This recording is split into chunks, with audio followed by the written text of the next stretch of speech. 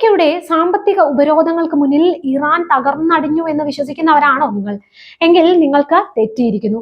Trump ഭരണകൂടം കൊണ്ടുവന്ന പുതിയ ഉപരോധങ്ങളെ ഇറാൻ നേരിടുന്നത് മുട്ടുമടക്കിക്കൊണ്ടല്ല, മറിച്ച് അമേരിക്കയുടെ മുഖത്തു നോക്കിയുള്ള അതിശക്തമായ ഒരു പ്രത്യാക്രമണത്തിലൂടെയാണ്.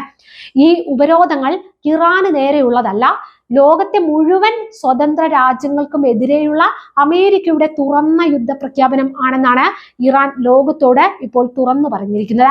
എന്തുകൊണ്ടാണ് സ്വന്തം സമ്പദ് വ്യവസ്ഥ വലിയ പ്രതിസന്ധി നേരിടുമ്പോഴും ഇറാൻ ഇത്ര വലിയൊരു വെല്ലുവിളി അമേരിക്കയ്ക്ക് നേരെ ഉയർത്തുന്നത്?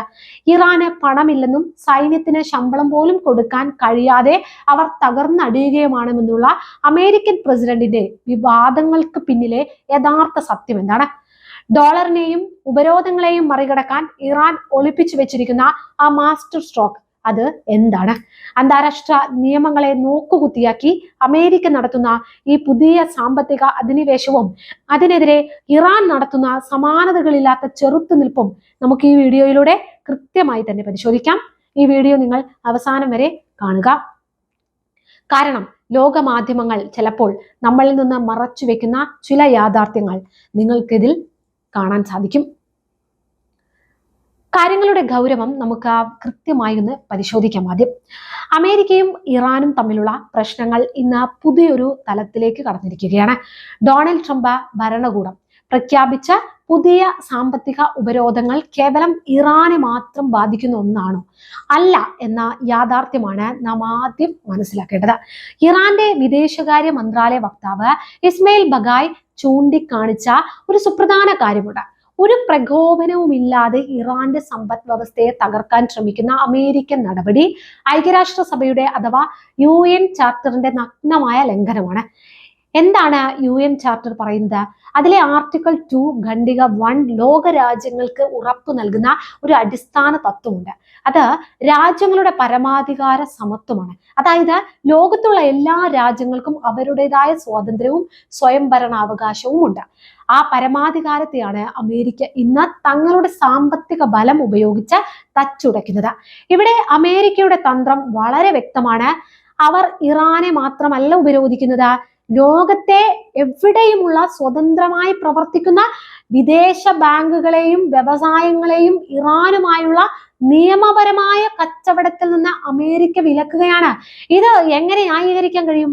മൂന്നാമതൊരു രാജ്യത്തിന് ഇറാനുമായി കച്ചവടം ചെയ്യാൻ അമേരിക്കയുടെ അനുവാദം ചോദിക്കേണ്ട അവസ്ഥ വന്നാൽ ഇത് UN അംഗരാജ്യങ്ങളുടെ പരമാധികാരത്തിന്മേൽ അമേരിക്ക തങ്ങളുടെ അധീശത്വം അടിച്ചേൽപ്പിക്കാൻ ശ്രമിക്കുന്നതിന്റെ ഏറ്റവും വലിയ ഉദാഹരണമല്ലേ?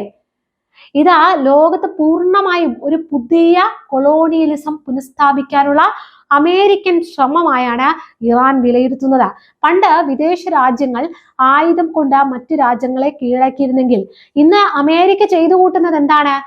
സാമ്പത്തിക ഉപരോധങ്ങൾ എന്ന ആയുധം ഉപയോഗിച്ച് മറ്റു രാജ്യങ്ങളെ തങ്ങളുടെ വരുതിയിലാക്കാൻ ശ്രമിക്കുകയല്ലേ?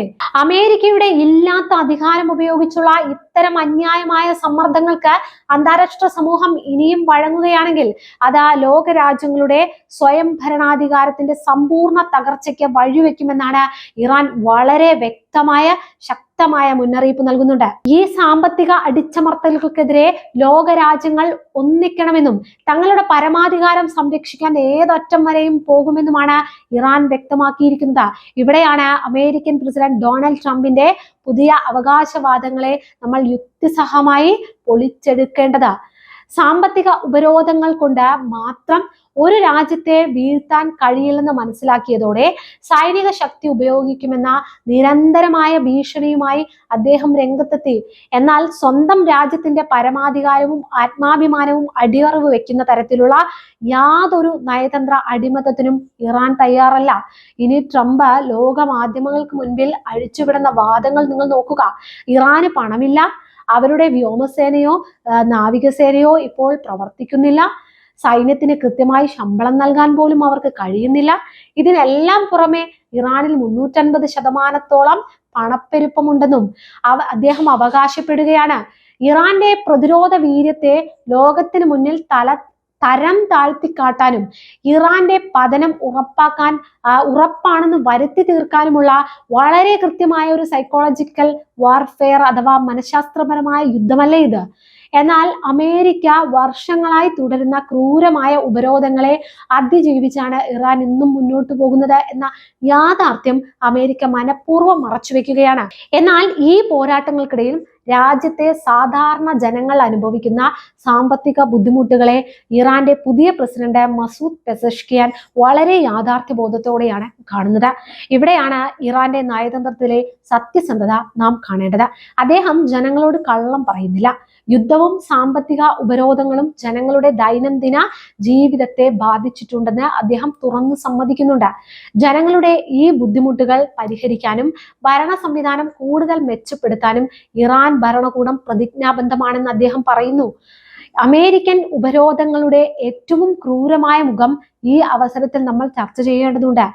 എല്ലാ നിയന്ത്രണങ്ങളും ലംഘിച്ച് അമേരിക്ക ലക്ഷ്യം വെച്ചത് ഇറാന്റെ സ്കൂളുകളെയും ആശുപത്രികളെയും ജനങ്ങൾക്ക് ആവശ്യമായ അടിസ്ഥാന സൗകര്യങ്ങളെയുമാണ്.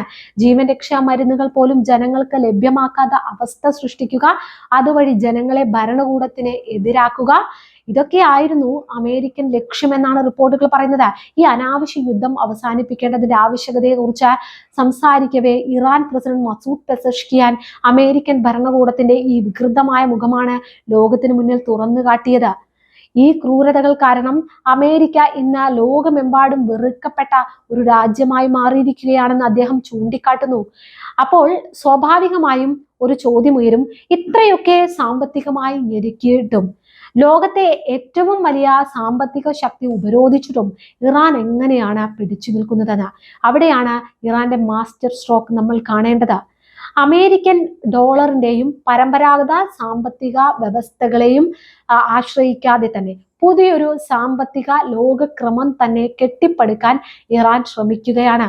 ഇതാണ് അവർ അമേരിക്കയ്ക്ക് നൽകിയ ഏറ്റവും വലിയ തിരിച്ചടി.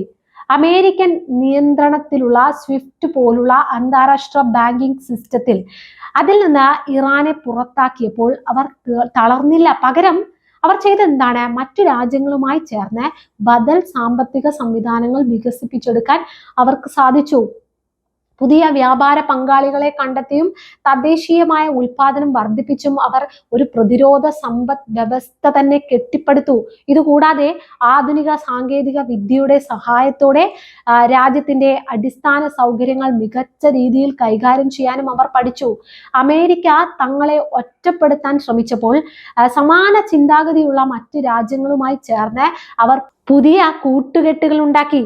തങ്ങളുടെ വിജയം ലോകം മുഴുവൻ അംഗീകരിക്കുന്ന ഘട്ടത്തിൽ അഭിമാനത്തോടെ മാത്രമേ യുദ്ധം അവസാനിപ്പിക്കുന്നതിനെ കുറിച്ച് ചിന്തിക്കുകയുള്ളൂ എന്ന പ്രസിഡന്റ് പെസഷ്കിയാൻ അടിവരയിട്ട് പറഞ്ഞു. ശക്തരും ബഹുമാനിക്കപ്പെടുന്നവരുമായി നിൽക്കുമ്പോൾ മാത്രമേ സമാധാന ചർച്ചകൾക്ക് പ്രസക്തിയുള്ളൂ എന്ന വലിയൊരു രാഷ്ട്രീയ പാഠമാണ് ഇറാൻ ഇതിലൂടെ ലോകത്തിന് തന്നെ നൽകുന്നത്. അമേരിക്കൻ അധിനിവേശത്തിനും ആക്രമണങ്ങൾക്ക് മുന്നിൽ മുട്ടുമടക്കില്ലെന്ന് മാത്രമല്ല, ഒരു സമാധാന കരാറിനും അവർ തയ്യാറല്ല. വൻ ശക്തി എന്ന പദവി ഉപയോഗിച്ച് മറ്റ് രാജ്യങ്ങളെ ഭയപ്പെടുത്താമെന്ന അമേരിക്കൻ മോഹമാണ് ഇറാന്റെ ഈ പുതിയ തന്ത്രങ്ങൾക്ക് മുന്നിൽ തകർന്നടിയുന്നത്. ചുരുക്കത്തിൽ നമ്മൾ ഇന്ന് കാണുന്നത് എന്താണെന്നറിയാമോ? മേഖലയിൽ തങ്ങളുടെ അധീശത്വം ഉറപ്പിക്കാൻ അമേരിക്ക നടത്തുന്ന ശ്രമങ്ങൾ അവർക്ക് തന്നെ തിരിച്ചടിയാകുന്ന കാഴ്ചയാണ്. ഉപരോധങ്ങളും സൈനിക ഭീഷണികളും ഉപയോഗിച്ച് ഇറാനെ ഒറ്റപ്പെടുത്താമെന്ന അമേരിക്കയുടെ കണക്കുകൂട്ടലുകൾ പൂർണ്ണമായും തെറ്റുകയാണ്. അമേരിക്കയുടെ ഈ ഏകപക്ഷീയമായ കടന്നുകയറ്റങ്ങൾക്കും സാമ്പത്തിക ഉപരോധങ്ങൾക്കും മുന്നിൽ പതറാതെ നിൽക്കുന്ന ഇറാൻ ലോക രാജ്യങ്ങൾക്ക് നൽകുന്ന സന്ദേശം അത് വളരെ വലുതാണ്. ഇറാന്റെ പരമാധികാരത്തെയും വികസനത്തെയും തടയിടാൻ അമേരിക്ക എത്രത്തോളം ശ്രമിച്ചാലും ആത്മാഭിമാനമുള്ള ഒരു ജനതയുടെ ചെറുത്തുനിൽപ്പിനെ ഒരിക്കലും അടിച്ചമർത്താൻ കഴിയില്ലെന്ന ശക്തമായ മുന്നറിയിപ്പാണിത് ഇവർ നൽകുന്നത്. അന്താരാഷ്ട്ര നിയമങ്ങളെ പരസ്യമായി ലംഘിക്കുന്ന അമേരിക്കയുടെ നടപടികൾക്കെതിരെ ലോക രാജ്യങ്ങൾക്കിടയിൽ നിന്ന് വളരെ വലിയ രീതിയിൽ അമർഷം പുകയുന്നുണ്ട്. ഭാവിയിൽ ഇത് അമേരിക്കയുടെ തന്നെ ആഗോള സ്വാധീനത്തെ ഇല്ലാതാക്കുമോ? ലോകത്തിന്റെ സാമ്പത്തിക നിയന്ത്രണം വെച്ചുകൊണ്ട് മറ്റ് രാജ്യങ്ങളെ ഭീഷണിപ്പെടുത്തുന്ന അമേരിക്കയുടെ ഈ നയം ലോക സമാധാനത്തിന് ഭീഷണിയാണെന്ന് നിങ്ങൾക്ക് തോന്നുന്നുണ്ടോ? ഈ വിഷയത്തെക്കുറിച്ചുള്ള നിങ്ങളുടെ വിലയിരുത്തലുകൾ എന്താണ്? അഭിപ്രായങ്ങൾ എന്താണ്? അത് തീർച്ചയായും ഞങ്ങൾക്ക് കമന്റിലൂടെ അറിയിക്കുക. ഒപ്പം പുതിയൊരു വീഡിയോ ആയിട്ട് നമ്മൾ ഇനിയും കാണും. ഈ ചാനൽ സബ്സ്ക്രൈബ് ചെയ്യാതെയാണ് കാണുന്നതെങ്കിൽ please do subscribe and support.